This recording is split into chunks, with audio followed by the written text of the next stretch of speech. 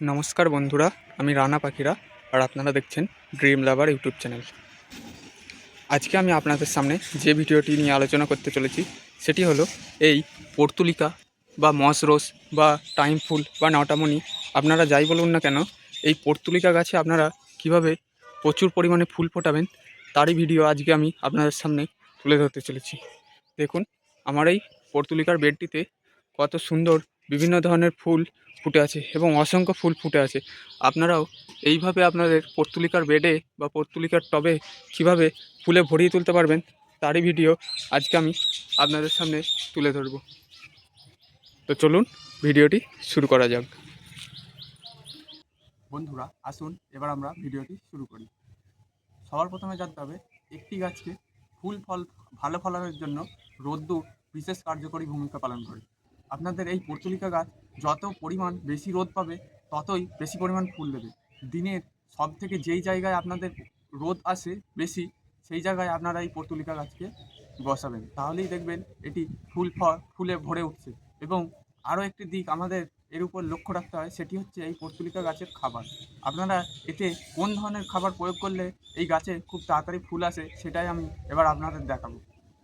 বন্ধুরা, পর্তুলিকা গাছে ফুল আনার জন্য যে ধরনের খাবারের উপর আমাদের বিশেষভাবে গুরুত্ব দিতে হয় সেটি হচ্ছে পটাশিয়ামজনিত খাবার। হ্যাঁ, একটি গাছকে ফুল ফল আনার জন্য অবশ্যই পটাশিয়ামের উপর বিশেষভাবে জোর দিতে হয় এবং পটাশিয়াম ছাড়া গাছে ফুল আনা সম্ভব নয়। তো এবার আমরা জেনে নিই এই পটাশিয়াম আমরা কোন কোন জিনিস থেকে পাবো। এই পটাশিয়াম আপনারা যদি জৈবভাবে যেতে চান তাহলে আপনারা কলার খোসা থেকে পটাশিয়াম পেতে পারেন। কলার খোসাকে আপনারা জলে ভিজিয়ে সেই তরল যে লিকুইডটি হচ্ছে সেটিও গাছে দিতে পারেন, অথবা কলার খোসাকে আপনারা গুঁড়ো করে সেই টবের চারদিক দিয়ে আপনারা ছড়িয়ে দিয়ে জল দিতে পারেন।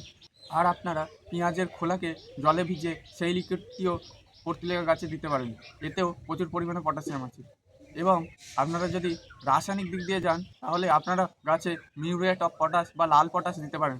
সেক্ষেত্রে 6 ইঞ্চি টবের জন্য 1/2 চামচ এবং 8 ইঞ্চি, 10 ইঞ্চি, 12 ইঞ্চি টবের জন্য 1 চামচ আপনারা টবের গা দিয়ে হালকা করে ছড়িয়ে জল দিয়ে দেবেন।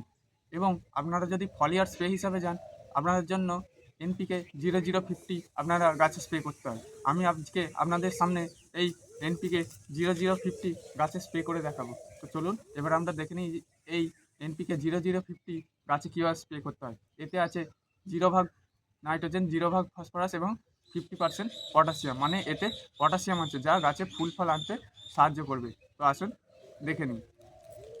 সবার প্রথমে এটি আমি কেটে নিই।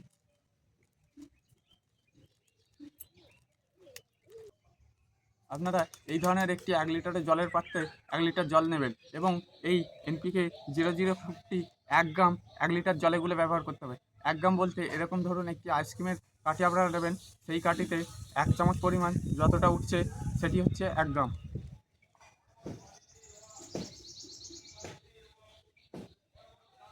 দেখুন আমার এতটা পরিমাণ 1 চামচে উঠেছে। এই যে জল এতে আমি দিয়ে দিলাম।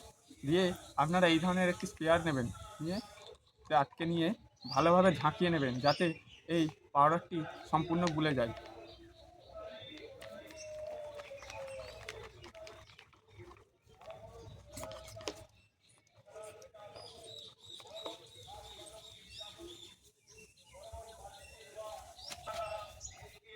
এইবার আপনারা এইভাবে সমস্ত গাছগুলিকে স্প্রে করে চান করিয়ে দেবেন।